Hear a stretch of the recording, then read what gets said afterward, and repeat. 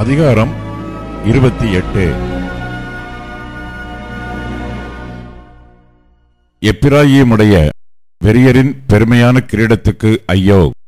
மதுபானத்தால் மயக்கமடைந்தவர்களின் செழிப்பான பள்ளத்தாக்குடைய கொடுமுடியின் மேலுள்ள அலங்கார ஜோடிப்பு வாடிப்போகும் புஷ்பமே! இதோ, திராணியும் வல்லமையும் உடைய ஒருவன் ஆண்டவரிடத்தில் இருக்கிறான். அவன் கல்மழையைப் போலவும் சங்கார புசல் போலவும் புரண்டு வருகிற பெருவெள்ளம் போலவும் வந்து கையினாலே அதை தரையில் தள்ளிவிடுவான். எப்பிராயீமுடைய வெறியரின் பெருமையான கிரீடம் காலால் மிதித்து போடப்படும். செழிப்பான பள்ளத்தாக்குடைய கொடுமுடியின் மேல் உள்ள அலங்கார ஜோடிப்பாகிய வாடிய புஷ்பம் பருவ காலத்துக்கு முன் பழுத்ததும் காண்கிறவன் பார்த்து அது தன் கையில் இருக்கும்போதே விழுகிறதுமான முதல் கனியைப் போல இருக்கும். அக்காலத்திலே சேனைகளின் கர்த்தர் தமது ஜனத்தில் மீதியானவர்களுக்கு மகிமையான கிரீடமாகவும் அலங்காரமான முடியாகவும் நியாயம் விசாரிக்க உட்காருகிறவனுக்கு நியாயத்தின் ஆவியாகவும் யுத்தத்தை அதன் வாசல் மட்டும் திருப்புறவர்களின் பராக்கிரமமாகவும் இருப்பார்.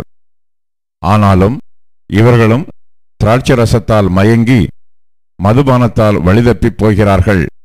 ஆசாரியனும் தீர்க்கதரிசியும் மதுபானத்தால் மதிபயங்கி திராட்சரசத்தால் விழுங்கப்பட்டு சாராயத்தினால் வழிதப்பி தீர்க்க தரிசனத்தில் மோசம் போய் நியாயம் தீர்க்கிறதில் இடறுகிறார்கள்.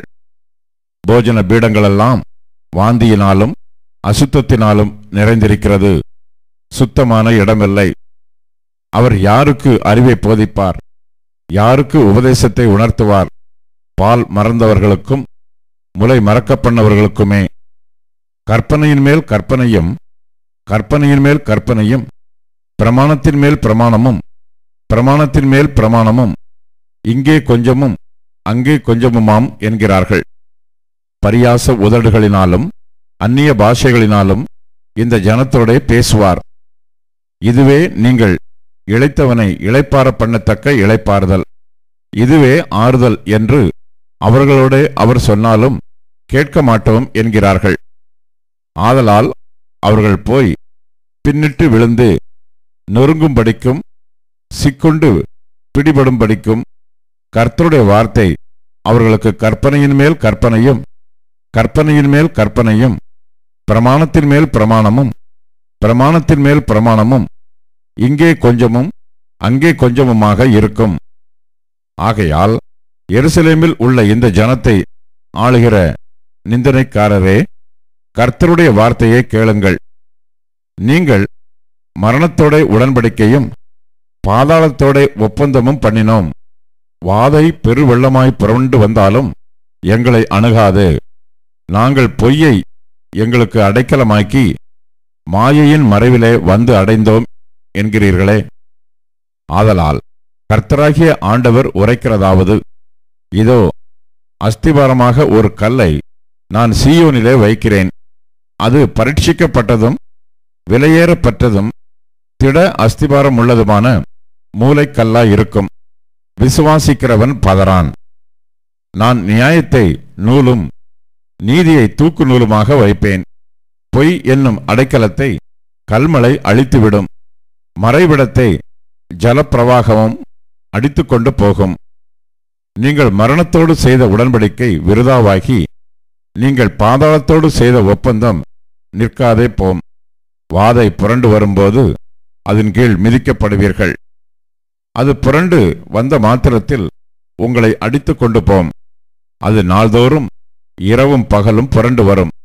அதை பற்றி பிறக்கும் செய்தியை கேட்பதும் சஞ்சலத்தை உண்டாக்கும். கால் நீட்ட படுக்கை நீளம் போதாது, மூடிக்கொள்ள போர்வையின் அகலமும் போதாது.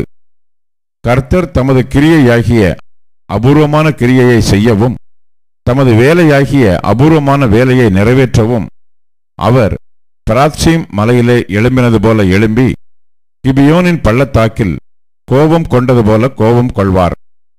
இப்பொழுதும் உங்கள் கட்டுகள் பலத்து போகாதபடிக்கு பரியாசம் பண்ணாதிருங்கள். தேசம் அனைத்தின் மேலும் நிர்ணயிக்கப்பட்ட சங்காரத்தின் செய்தியை சேனைகளின் கர்த்தராகிய ஆண்டவராலே கேள்விப்பட்டிருக்கிறேன். செவி கொடுத்து என் சத்தத்தை கேளுங்கள். நான் சொல்வதை கவனித்து கேளுங்கள். உழுகிறவன் விதைக்கிறதற்காக நாள்தோறும் உழுகிறதுண்டோ?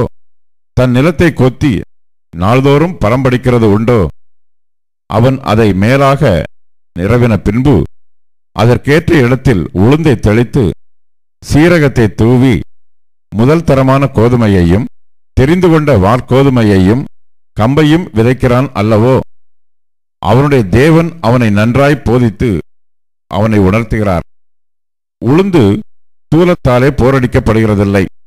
சீரகத்தின் மேல் வண்டிலின் உருளை சுற்ற விடப்படுகிறதும் இல்லை.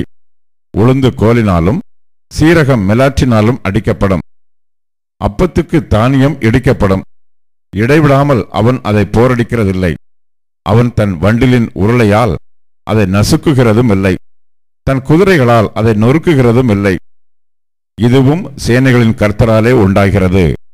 அவர் ஆலோசனையில் ஆச்சரியமானவர், செயலில் மகத்துவமானவர்.